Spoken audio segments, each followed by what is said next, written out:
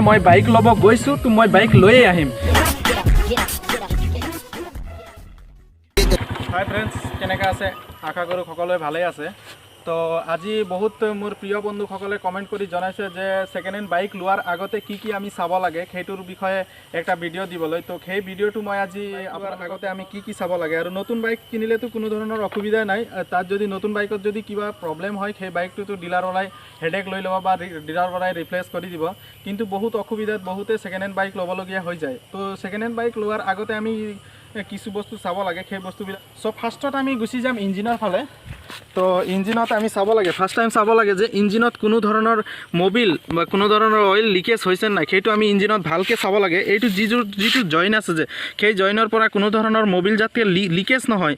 যদি এই জইনৰ পৰা কোনো ধৰণৰ মবিল লিকেজ হয় তো এনেকুৱা বাইক আপোনাৰ কাৰণে লোৱা উপযোগী নহয়, আৰু এনেকুৱা বাইক নল'ব। আৰু নেক্সট আমি চাম ইঞ্জিনটো যাতে খোলা নাথাকে। ইঞ্জিনটো যদি খোলা থাকে নিশ্চয় ইয়াৰ ভিতৰত কিবা এটা পাৰ্ট চেঞ্জ কৰা থাকিব পাৰে, আপুনি হয়তো বাহিৰৰ পৰা নেদেখিব। যদি ভিতৰৰ কিবা এটা পাৰ্ট চেঞ্জ কৰা থাকে তো সেই পাৰ্টটো আপুনি বাৰে বাৰে চেঞ্জ কৰি থাকিব লাগে। আৰু মই বিচাৰোঁ যে মোৰ ভিউৱাৰসকলে এইটো অসুবিধাত কেতিয়াও নপৰক। চ' আপোনালোকে খোলা ইঞ্জিনৰ বাইক কেতিয়াও নল'ব। খোলা থাকে তো ইয়াত আমি স্পৰ্ট দেখা পাম, ইয়াত আমি দাগি দেখা পাম। যদি দাগি থাকে তো এইটো বাইক আপোনাৰ কাৰণে ভাল নহয় বা আপোনাৰ কাৰণে উপযোগী নহয়। তাৰপিছত আমি চিধা গুচি যাম। বাইকৰ চাবিটো আপুনি ল'ব, চাবিটো লৈ আপুনি চিধা বাইকৰ সন্মুখত গুচি যাব। সন্মুখত গুচি চাব যে বাইকটো কিমান কিলোমিটাৰ চলিছে।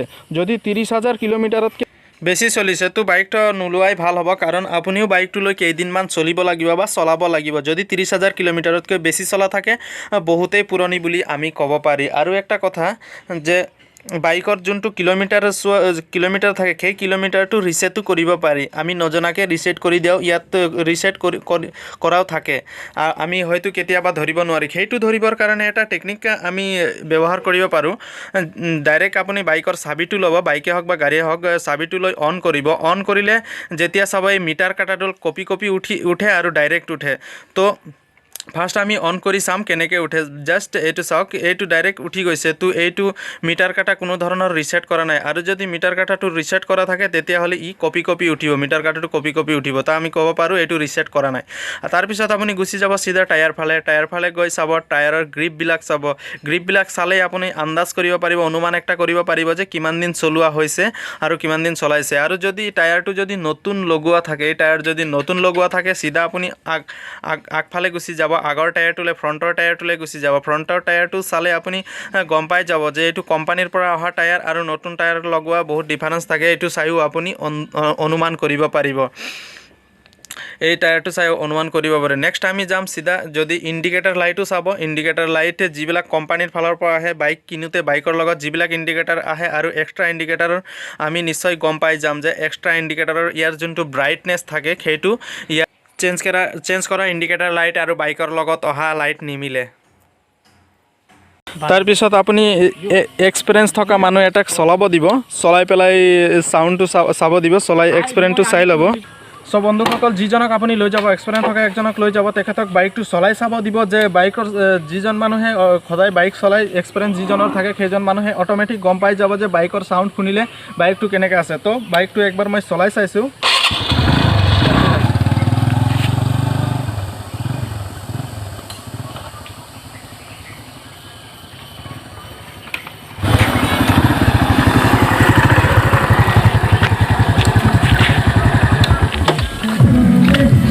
বন্ধুসকল, চলাই আহিলোঁ, বাইকটো চাউণ্ড কোৱালিটিও ভালেই আছে আৰু বাইকটো চলাইও বহুত নৰ্মেলি আছে।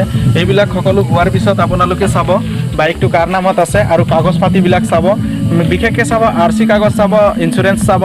তাৰপিছত যদি এইবিলাক আপোনালোকে চেক কৰিব বিচাৰে তো আজিকালি বহুত ধৰণৰ এপছ ওলাইছে, সেইবিলাক চেক কৰিব পৰা, যিটো নেকি আমি নাম্বাৰ মাৰিলে তাৰ ডিটেইলছটো ওলাই যায়। যদি আপোনালোকক অসুবিধা হয় তো মোৰ ডিছক্ৰিপশ্যন বক্সত মোৰ লিংকটো সেই এপছটোৰ লিংক দি দিম, তাৰ পৰা আপোনালোকে ডাউনলোড কৰি সেই বাইকৰ ডিটেইলছটো জানিব পাৰিব।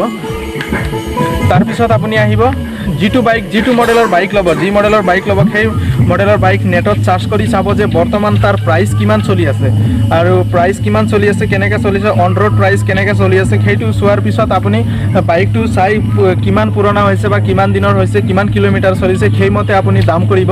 আৰু দাম কৰাৰ পিছত প্ৰথমতে আপুনি কমাই ক'ব, মোৰ ফালৰ পৰা মই ছাজেষ্ট কৰিম যে প্ৰথমতে অলপ কমাই ক'ব, তাৰপিছত অলপ লাহে লাহে উন্নতত লৈ গুচি যাব, তাৰপিছত তেনেকৈ ধৰণৰ এডজাষ্ট কৰি আপোনালোকে বাইকটো লৈ ল'ব।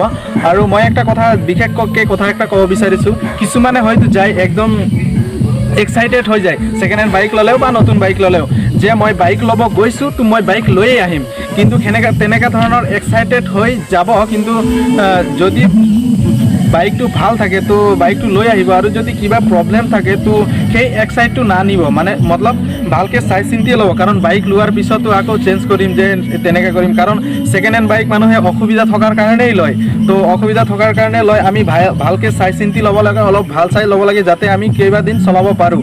তো তেনেকুৱা ধৰণৰ এক্সাইটেড হৈ নাযাব, আৰু কোনোবা একজনক লগৰীয়াক লৈ যাব যিজন নাকি এক্সপিৰিয়েঞ্চ, যিজন নাকি বাইক চলাই এক্সপিৰিয়েঞ্চ, তেনেকৈ ধৰণৰ লগৰীয়াক লৈ যাব। তো মই ইমানেই ক'ব বিচাৰিছোঁ আপোনালোকক। আৰু কোনোবা যদি ছেকেণ্ড হেণ্ড বাইক কিনিব বিচাৰে তো মোৰ এই ভিডিঅ'টো অলপো যদি ভাবে আপোনালোকে কিবা এটা আপোনাৰ উপকাৰ হৈছে তো মোৰ এই ভিডিঅ'টো শ্বেয়াৰ কৰি দিব, আৰু যিকেইটা বস্তু মই দেখালোঁ সেইকেইটা যাতে আপোনালোকে নিশ্চয় ফ'ল' কৰে, সেইটো ফ'ল' কৰিলে আপোনালোকে নিশ্চয় ভাল বাইক পাব। চ' থেংক ইউ ফৰ ৱাচিং এণ্ড বাই বাই।